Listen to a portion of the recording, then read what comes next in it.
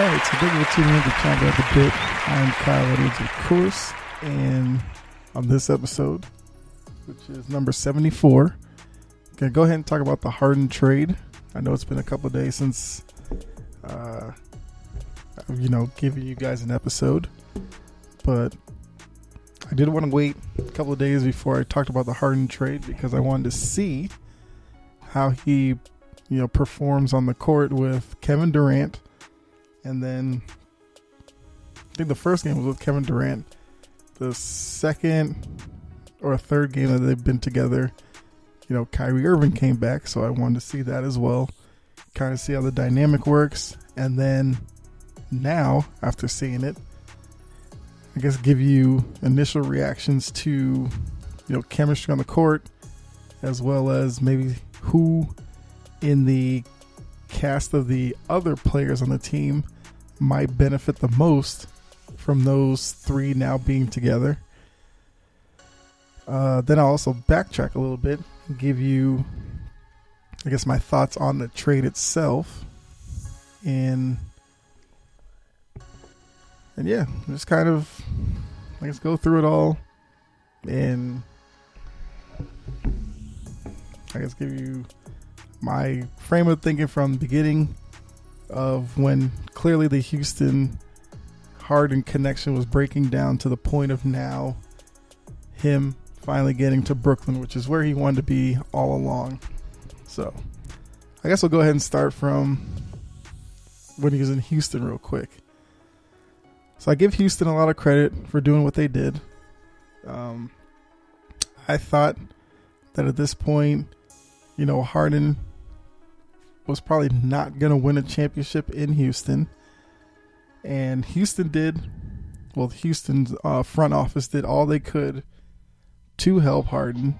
They gave him Westbrook and Chris Paul and Dwight Howard, which reportedly these are all guys that he wanted. And John Wall, DeMarcus Cousins, guys like that.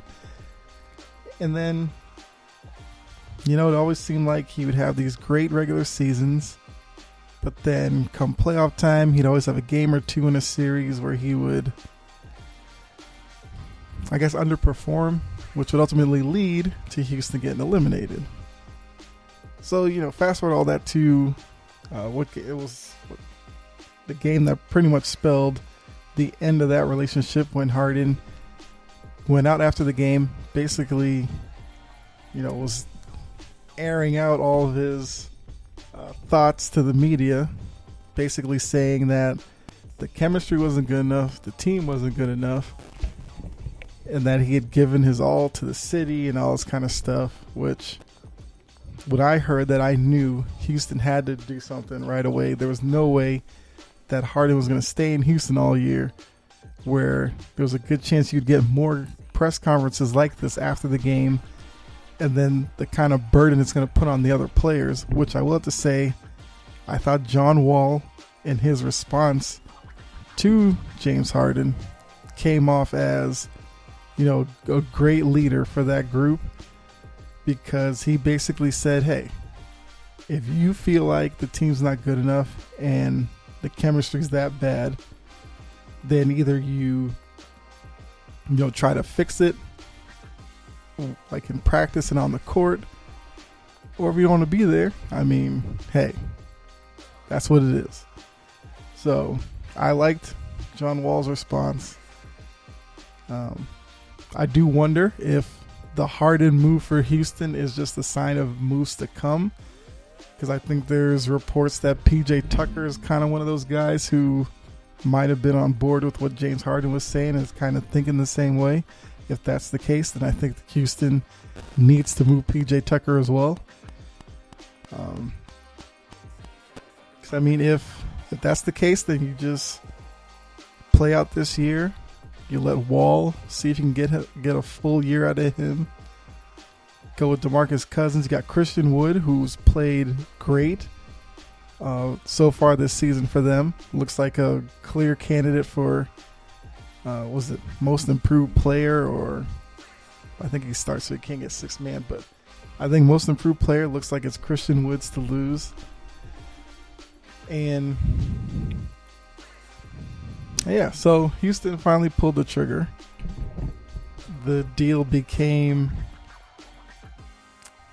I guess, much more involved than we thought because it turned into a 4-player deal by the end of it. And ultimately, I do think Houston did pretty well for themselves with the deal. And, you know, they got a bunch of draft picks. They got, they had Karis LeVert, who they then flipped for Victor Oladipo. And now with the news of what happened to Karis LeVert, which, you know, hopefully he can get a clean bill of health, get back on the court. For those of you who don't know, there's some concern about maybe a mass on his liver, I want to say. So, I mean, by Houston turning LeVert into Oladipo has his own injury concerns, but so far, Oladipo has looked pretty good for Houston. So, I got to say Houston did pretty well for themselves. Now they are a team that's clearly looking towards the future, but with the cast of characters that they have this year, I mean, I think before the season started, I picked Houston to be, I think, one of the contenders for the play-in tournament, because I just feel like I felt like the way the offseason went, that Harden wasn't going to spend the whole season there, and if he did, they weren't going to be that good. So now you take him off the team. It's going to take some time, I guess, for maybe to see the best out of Wall, Oladipo, Wood, you know, Tucker, as long as he's there, and Cousins and all that. So there is a good chance that they will probably miss the playoffs, but you never know. Season's still young. We'll have to monitor that as the year goes on. But, you know, that's kind of besides the point. But, so yeah, they did all that. Now they can move forward. They don't have to sit there with the James Harden situation looming over their head. They can, you know, go ahead and try to get the most out of Christian Wood. Maybe you build some parts of the team around him. If you can manage to get a full season out of Wall is still relatively young enough that if he shows that he can be healthy, you know, maybe you got a few years out of him where, I mean, he probably won't be the same player he was before the injury, of course, but if you can get some, maybe like a Derrick Rose type resurgence, then, I think Wall is younger than Derrick Rose, but I'm just saying, you know, maybe he can reshape his game and become an effective player differently than before. Cousins, still have to see if he can get through a year healthy, because he hasn't really played, I would say, major basketball since it's been like 2-3 years or something. So I don't know. Houston, interesting team, because if it completely bottoms out, maybe they move some more people throughout the year. But I will say I would give them a passing grade for what they got in the deal. Now, Cleveland, who jumped in on the deal, they ended up getting with Jared Allen, Taurean Prince. I think that was it. And then, I guess, quick side note at Cleveland, the whole Kevin Porter situation where he hadn't been with the team all year. And I guess when he finally joined the team, they moved his locker because they acquired Taurean Prince. He went off, and now they're looking to trade him or just release him. Like, when I first heard the story, I thought it was kind of ridiculous. But then I guess the more you think about it, like, I guess I can see why Kevin Porter might have been a little bit upset. But I do think he handled it the wrong way. I mean, yeah, they moved your locker. I get it. But to like throw some hissy fit and all this kind of stuff, I think that's completely out of line. And because of that, I'm not mad at Cleveland for wanting to move on from him. Now, he's another young player where maybe it is just the need for change of scenery to, I guess, maybe get more out of him.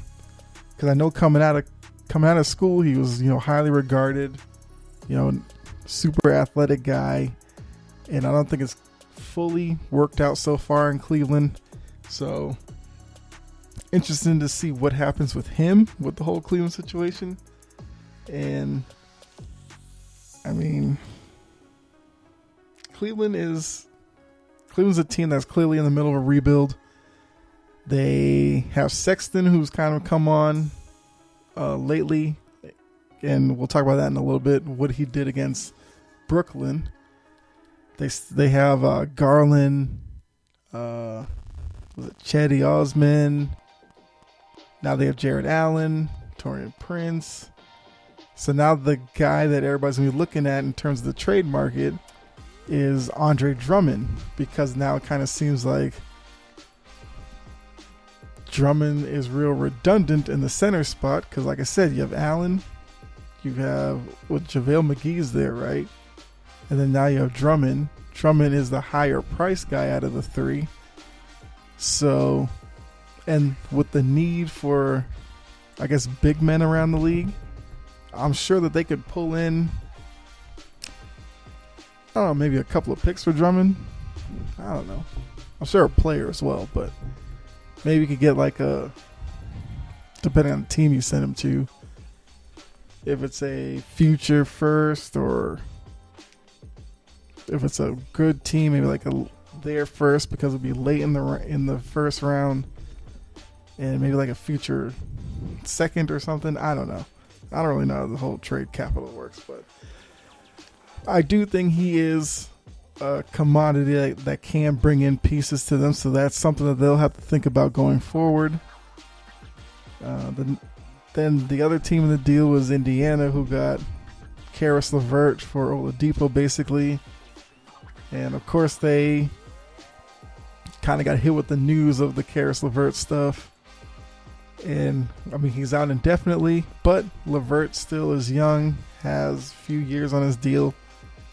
So if he comes back like later in the year, and they're sitting in fourth in the East, so, and LeVert is a guy who has shown so far in the league that he can start for you, he can come off the bench.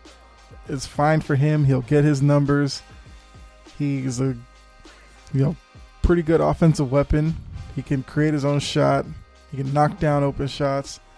And on that Indiana team, I think he'll perform well because, out on the perimeter they have McDermott, Brogdon, LeVert now. So those are three. Oh, Warren, of course. I forgot about Warren. But Warren's hurt right now. But, I mean, a rotation of those four, I mean, they could be pretty lethal on the wings if all four guys are on, which could make them a dangerous out come the playoffs. But, of course, they need to get LeVert back. And then on to the main team of the deal. The Brooklyn Nets is the part of the trade that everybody's been looking at. So I guess I'll give you my thoughts on this. I won't start on Harden. I'll start with Kyrie part of it. So you guys know, big Boston fan, so I'm a Celtics fan, and I witnessed kind of the frustration of Kyrie Irving in, 2 years in Boston. Because, watching Kyrie from afar when he was in Cleveland, you just knew about the Kyrie on the court, and Kyrie on the court is, he's the guy who has probably one of the best handles in the league. He's got a great knack for hitting big shots late. He doesn't shy away from the moment, as we saw in those finals with Cleveland and Golden State.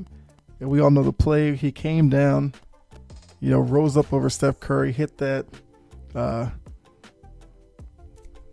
do you do? Like the side step three that everybody's doing now. He hit that, gave them the win, got their ring. So, that's kind of where he really came out and, let people know what he's about. But then we started hearing some stuff behind the scenes in the locker room about him not, kind of getting tired of the whole LeBron relationship and all that kind of stuff. So he finds his way out, wants to be a leader, goes to Boston. He shows up there, says all the right things early in his first, his first year with the whole thing with Gordon Hayward happened in the first game. So it was real emotional. And if you remember, I think when it happened, he was really distraught about it because he's the one who threw the lob and all that. And you had a Horford there, whatever.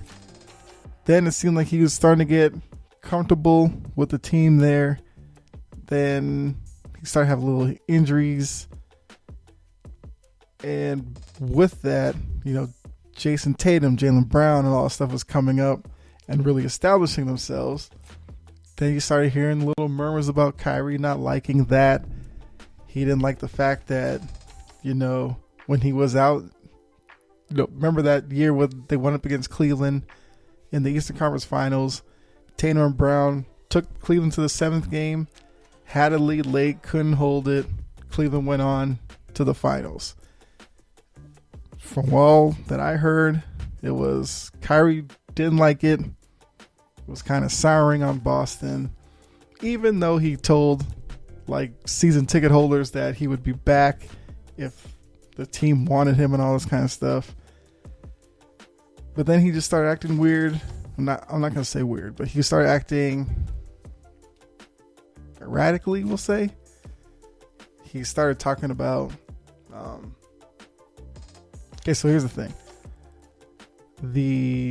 I guess stigma on Kyrie is when he starts talking, he assumes like he's the smartest guy in the room, so he kind of likes to talk in like metaphors and just try to talk from a deeper sense than everybody else. And of course, because of that, some people in the media don't like him. He's kind of seen as I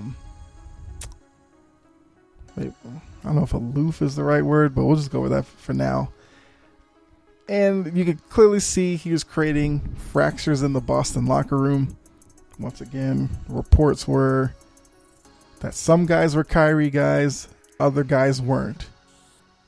And I actually think, how did it go? Like Jaylen Brown wasn't a Kyrie guy. Kyrie wasn't really sold on him.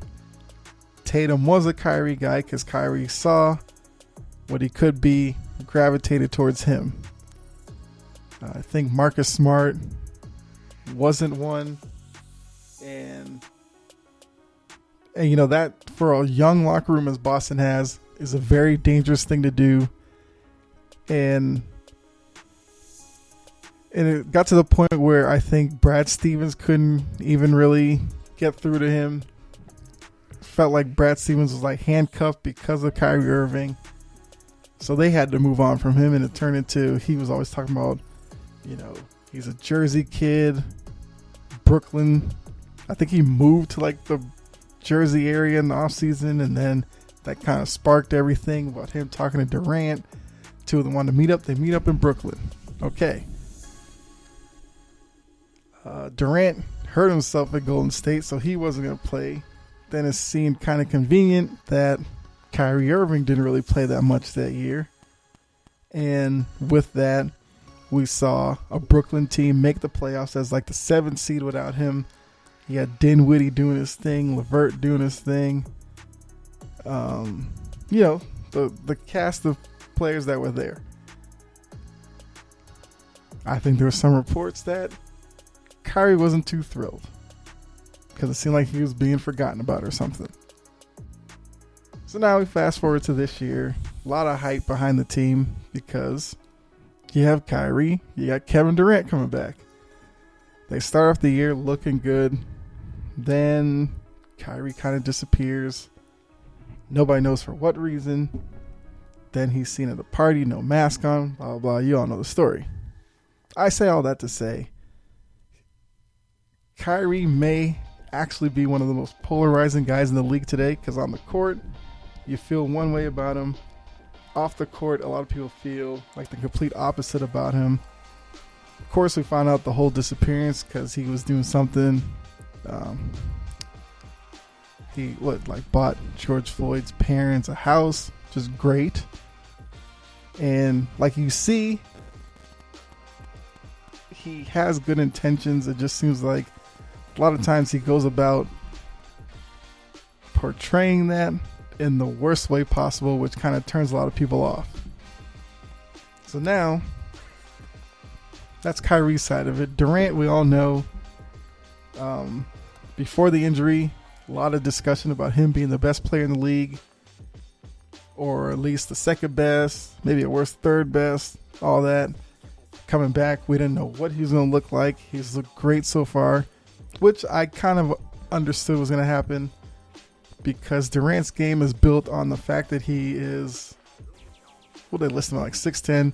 If you look at Durant, he's basically 7 feet tall. And the fact that he's such a great shooter and he can shoot over anybody, as long, shooting, if you're a good shooter, you kind of keep that skill. So I knew that Durant would still be effective, maybe a little differently, but he would still be effective. But from what I've seen so far, he looks maybe like 85% of what he was before. And who knows, he may get better as the year goes on. And, between he and Kyrie, he was the one that I was least worried about. He had just gotten off playing with Steph Curry. So, he has no problem deferring when he has to. And then late in the game, need a bucket. He can do that, take over. He did that in Golden State. Kyrie, you had to worry, because what if in Kyrie's eyes, Durant became too big, kind of outshined him? How would he react to that? I guess we still have to see, because we don't know yet. And also, the two of them also have, I guess you could say, very sensitive feelings when it comes to media as well. We all know Durant sat there with like the burner accounts and all this kind of stuff. And Kyrie, I just told you about him with the media. So now you take those two, you bring in James Harden. After James Harden, what he just did in Houston, the joke is he ate his way out of town, because, we all saw it when he showed up this year and he looked completely different. There's that picture. If you haven't seen it, you can Google or whatever. Him in the warm-up looking like he had a dad bod going.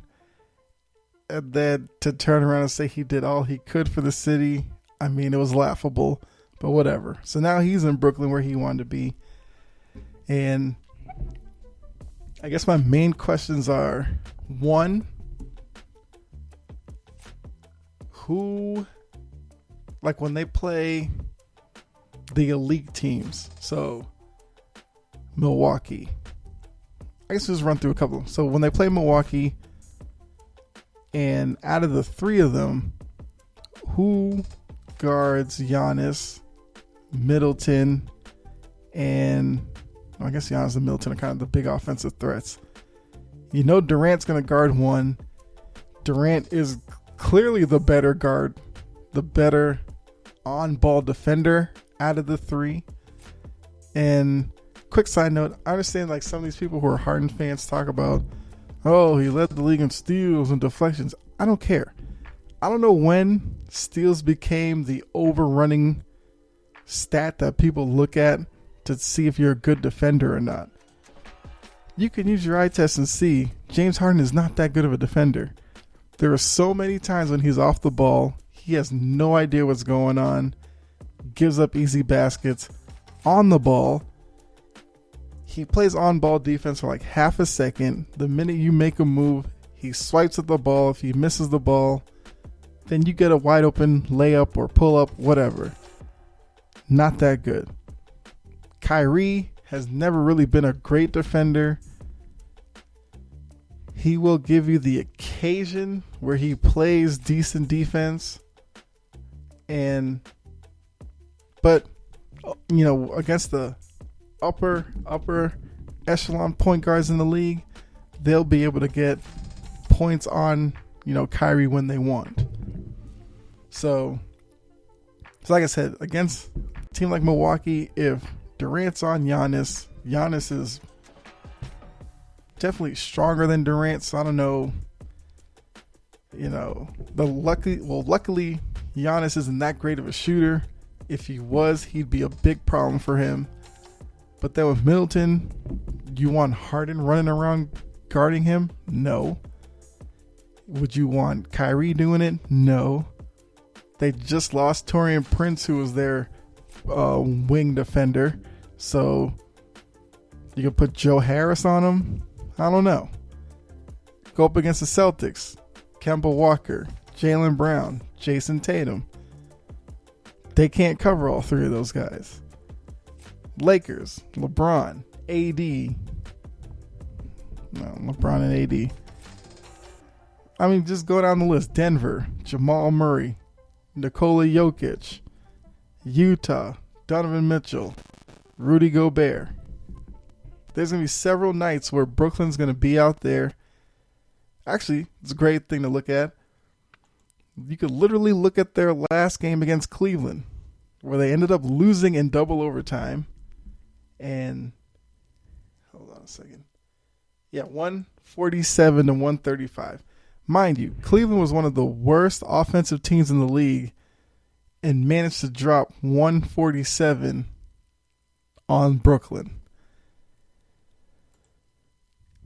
So, offensively, the three of them, no issues there. They're all going to get their shots. Let me see. That game, Durant, 25 shots, 38 points. Kyrie, 28 shots, 37 points.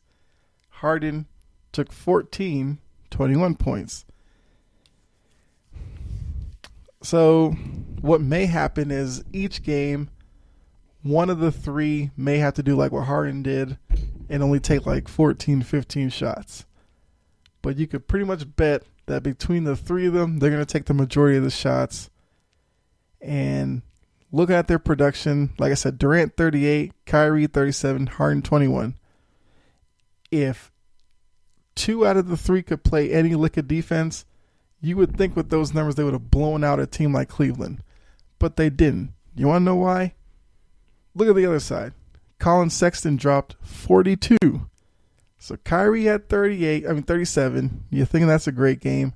Sexton had 42. Chetty Osman, 25. Larry Nance Jr., 15. Taurean Prince on his old team, 17. Allen, 12. So, balanced scoring for Cleveland. Look at Brooklyn. Well, this game might have been an anomaly because you had, besides the 3 there, Jeff Green, 16. DeAndre Jordan, 13. Fine. But the simple fact that because they can't play defense, they let a team like Cleveland, beat them scoring.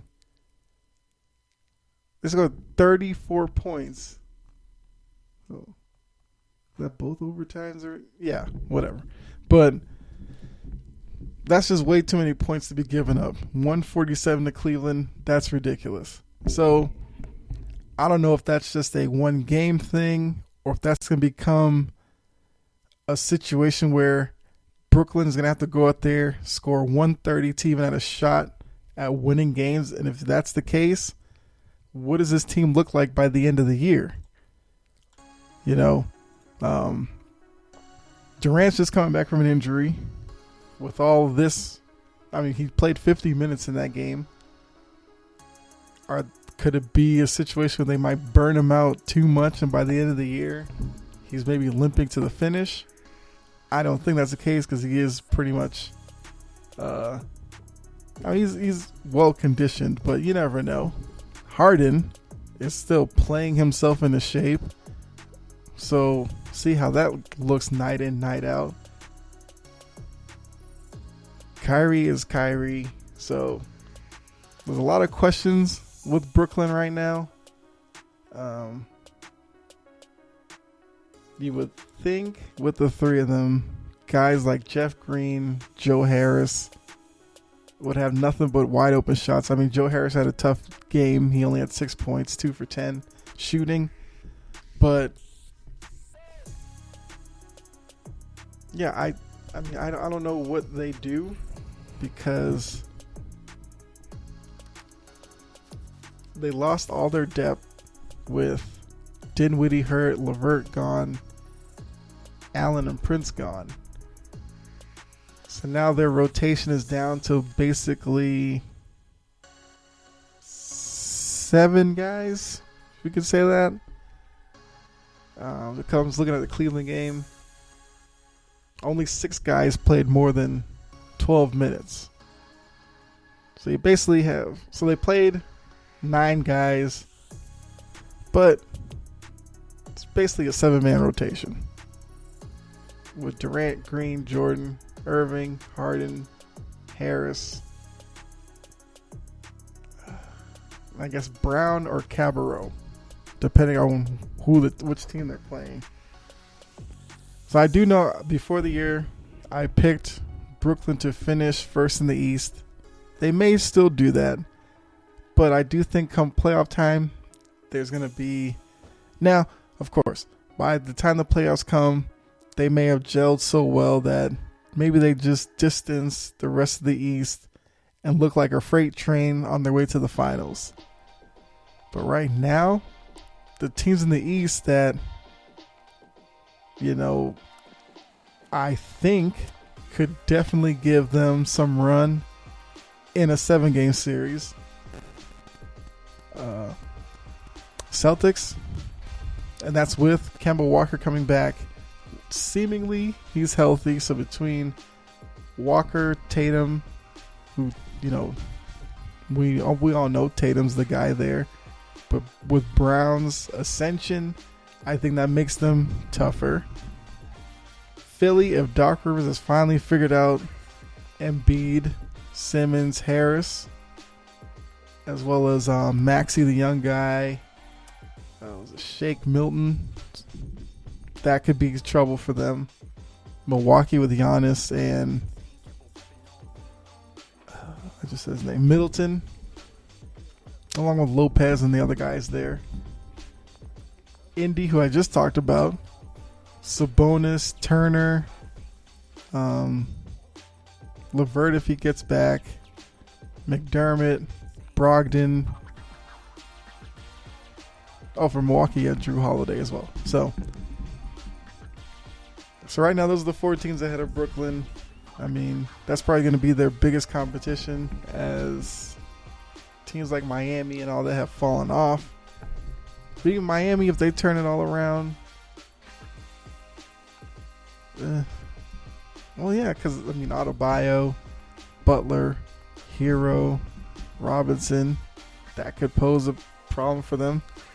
Because one thing with, you know, lazy defensive teams, or however you want to call Brooklyn, that if you're a good 3-point shooting team, you can have a field day on them because of their lack of rotation defensively. So there's a lot for Brooklyn to figure out before the end of the year. And so yeah, so I guess my overall thought with James Harden, this might be an unpopular opinion, but hey, that's what I'm doing this for, and I'm just going to go ahead and say it. I'm not a James Harden guy. I think he's vastly overrated. I do not think he plays championship winning basketball, which I think is the very reason he wanted out of Houston, because in Houston he was the guy. Clearly couldn't handle it and couldn't win that way. So by him wanting to join Brooklyn, now he isn't the main guy in the spotlight, because you're sitting there with Durant, Kyrie as well. And all else fails, if they fail, they can turn around and look at Steve Nash and say, hey, he's the first year coach. Clearly he wasn't ready. But my thing is, if Durant, I guess, gets Harden to play the way that Harden played when he was with Oklahoma City, where he was a guy who kind of did a little bit of everything, fine. I will eat my words and come back on here and give Harden all the accolades he deserves. But if he's going to go to Brooklyn and play Houston ball where it's, dribble, dribble, dribble, step back three, dribble, dribble, dribble, late in the shot clock, kick to a guy, force the shot, then all Brooklyn's going to become is another stop for Harden where it doesn't end as well as he expects it to. Because at this point, with the three of them there, for Brooklyn, it's championship or bust. I don't care if they make the Eastern Conference Finals and lose it in 7. That's a disappointment. Failed year to me. Unless they are sitting in the finals at the end of this year, then this whole year has been a waste for them. And I do hope Steve Nash does not become the scapegoat, because with those three guys, you never know. I mean, Irving and Durant already laid the tracks down by talking about, oh, we're all coaches in this and we don't even need a coach and all this kind of stuff, which was the dumbest thing I've ever heard. But hey, Kyrie was just speaking his mind. And, so think of this, for Steve Nash's first go around as a coach, he has to deal with the sensitive Kyrie, sensitive Durant, and I don't know if I would call Harden sensitive, but I don't even know what adjective to use for Harden. I mean, from watching the whole Houston situation from afar, I've liked Harden even less, so whatever with him. But so yeah, the same concerns are there for most big threes that come together. There's only one basketball. How do they make it work? I will say, this is where I will give Harden credit. He will at times do kind of what he did in the last game, where he'll shoot less, try to get guys involved.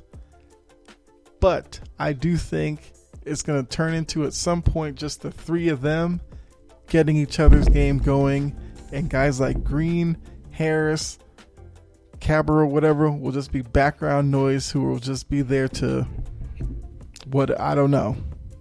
If a rebound's near them, grab it, get the ball to one of the three, go stand in the corner. If we need you, we'll pass it to you. If not, just chill there. We'll do it all. And I do think that's going to become very easy to defend once you get against the good defensive teams, because yes, Durant is made one of the most unguardable guys in the league, but I mean, he's not going to be able to do it all himself, especially coming back from the injury he's coming back from. So I guess the final point I really have is for Houston fans, if any of you are listening to me, I would say be glad that the Harden era is over. It was an era that came in with a lot of hype, amounted to basically nothing. A lot of disappointment is what it turned into. So you turn the page on that, which I think is great. Yeah, you can move on. Be glad you have Christian Wood, who I will say I'm still surprised got out of Detroit. He was like the only good thing Detroit had, and they let him go because they're just dumb, but whatever. So, root for the team you got. It's probably a more likable team than any of Harden's teams, and just kind of roll with it. For Brooklyn, you guys wanted Harden? Hey, have fun with that. I still don't think they are that scary to East teams, so whatever. And I guess quickly for my other Celtics fans out there, because I was seeing that a lot of Celtics fans are saying, do Danny Ainge, you need to get James Harden. Do everything you can, trade anybody you need to get James Harden.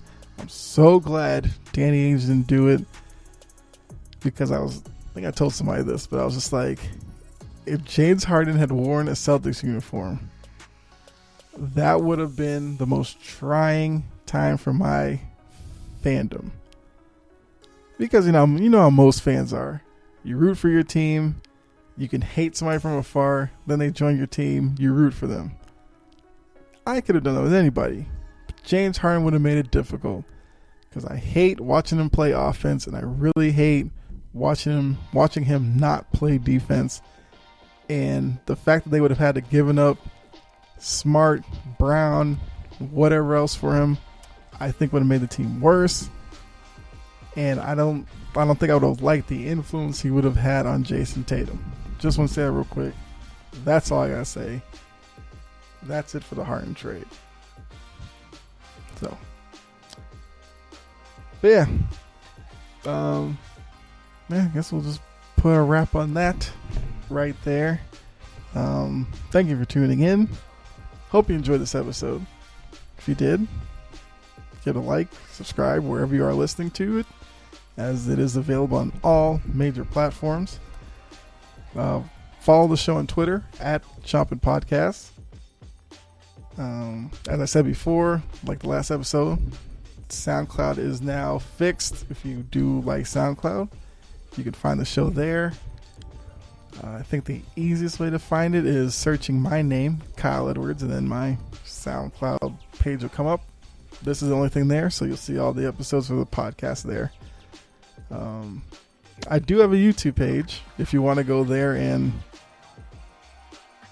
listen to it there, as it's not a video podcast yet, but you can listen to all the episodes on YouTube as well if you wanted to go there. Subscribe to the YouTube channel. Why not? So yeah, if you're new, just let you know, I am trying to be interactive with this, so definitely follow me on Twitter, put up polls there periodically, tweet there. So if you follow, tweet with me, tweet back, become interactive that way. But I guess just to give you a heads up, we'll talk about Phillip Rivers this week as he retired, and I have a lot to say about whether he's a Hall of Famer or not. Look forward to that one. Talk about the whole coaching search in the NFL. A lot of names I don't know. Most of the jobs are filled up, and a lot of the big name coaching prospects didn't get any of the jobs. Talk about that as well. What else?